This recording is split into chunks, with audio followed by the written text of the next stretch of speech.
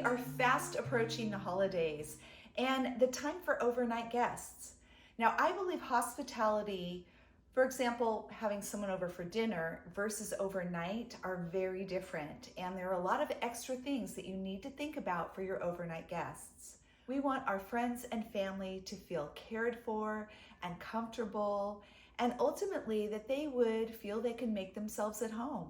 If you think hosting is difficult, if you feel nervous about having people stay in your home, I've got 10 tips for you today that will really help you to get organized and feel ready. I've also got 5 bonus tips, kind of honorable mentions. What would you say are the essentials to have for your company? Drop those in the comments below. Just pause this. I would be really curious to see if we come up with the same things. Number 1, drinking water. These days, a lot of people are toting their own water, and that's totally fine. But in case they aren't, you want to make sure that there is a good source of drinking water. So I thrifted these years ago. I love these little bamboo caps, and these will be great for one of my guest rooms.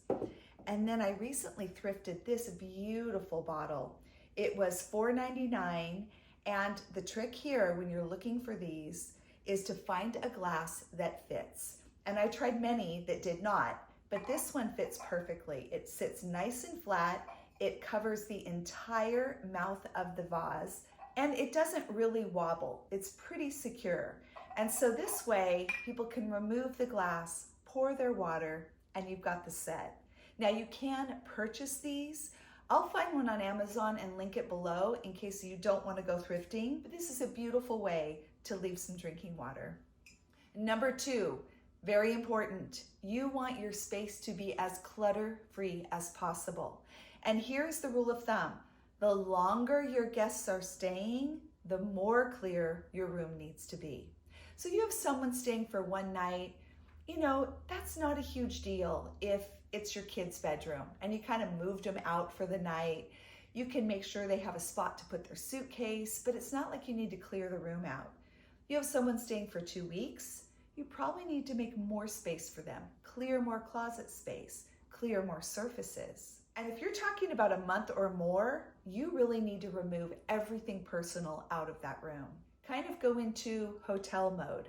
What would a hotel or an Airbnb have, and take out all of the excess. Make sure they have a flat surface or luggage rack for their suitcases and bags, and be mindful of whether your guest could have a suitcase on the floor. A lot of people will do that, but if you possibly have someone elderly or has restricted mobility, they may not be able to bend over to get their things out. Number 3, have a light next to the bed, preferably both sides. If you have a queen or a king, if it's a twin and it's sleeping one, then one light is fine.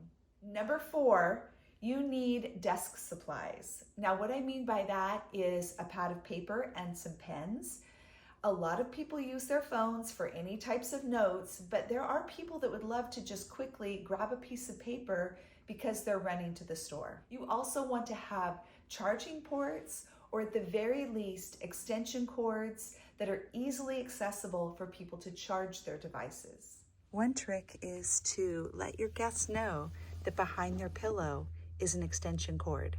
It can be pulled out for use, left on the nightstand here, but for the most part, it can be hidden and you don't have to look at it.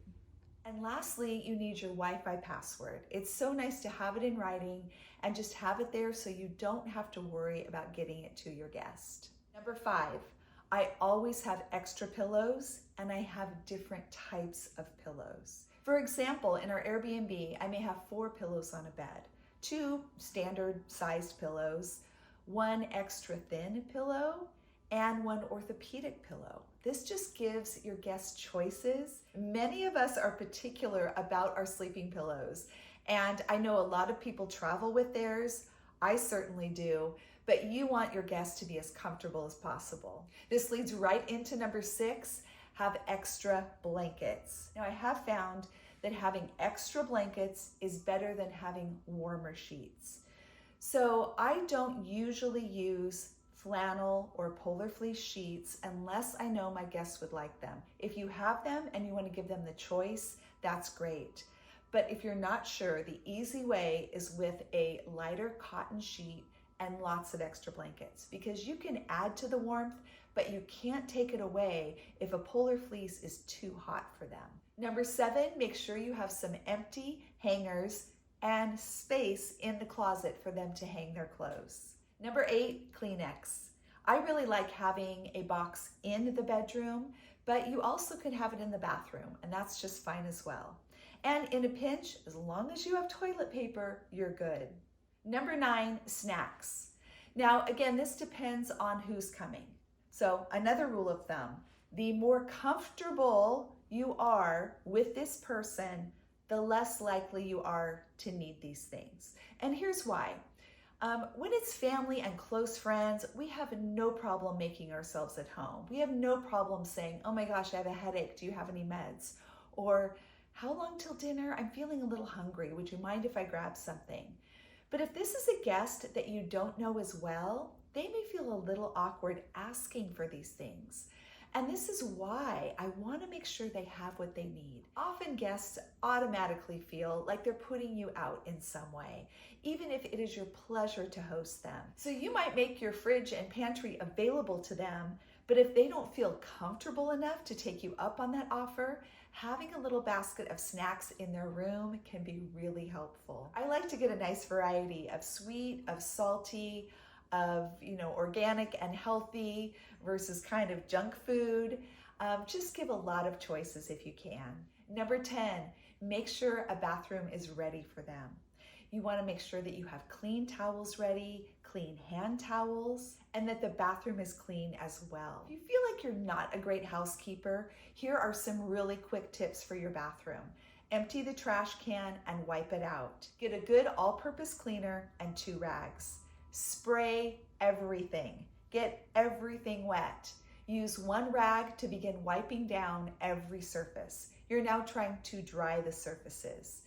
If you're really going to go for it, have an old toothbrush that you can use to kind of get in nooks and crannies around the base of the toilet, around the sink handles, etc. With that last towel, you're going to go over 1 more pass to make sure everything is completely dry, and your bathroom will be clean. Don't forget to scrub out the toilet bowl too.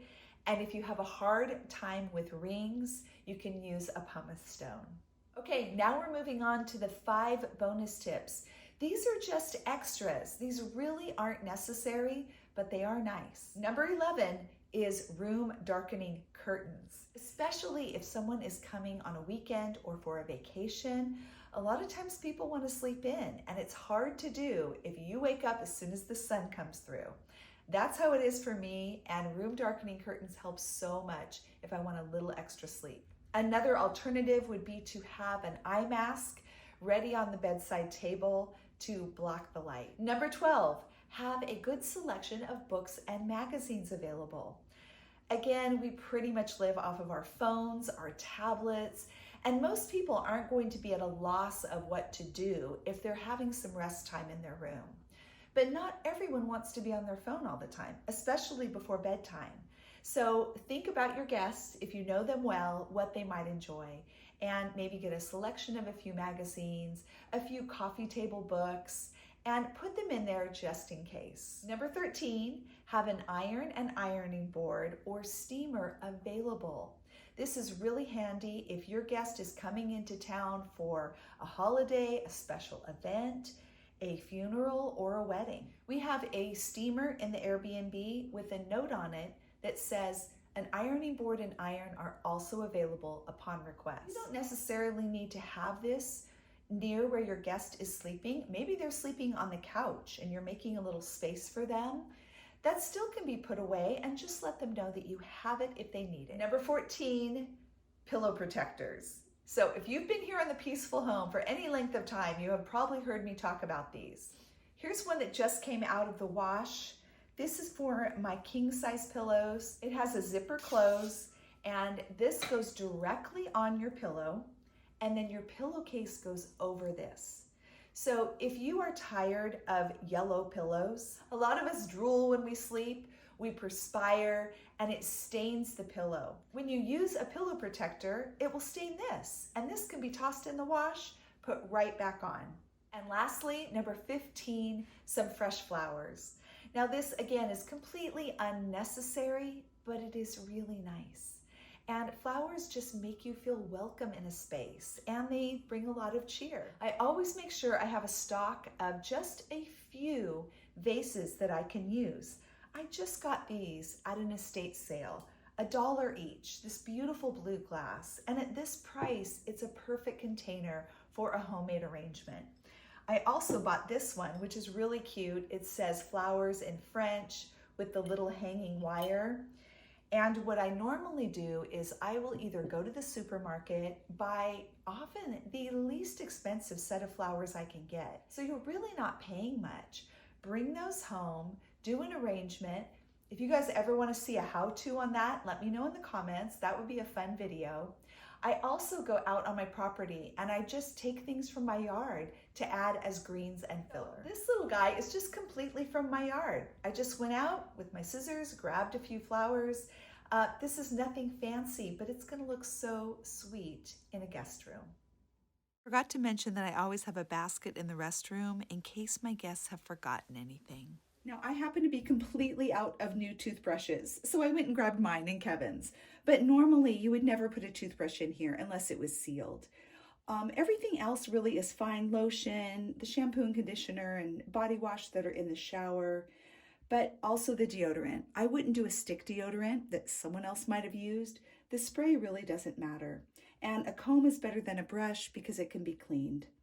I just realized there is one more thing I forgot, but something I always have on hand, and that is night lights. You want to make sure that your guests can find their way to the bathroom in the evening.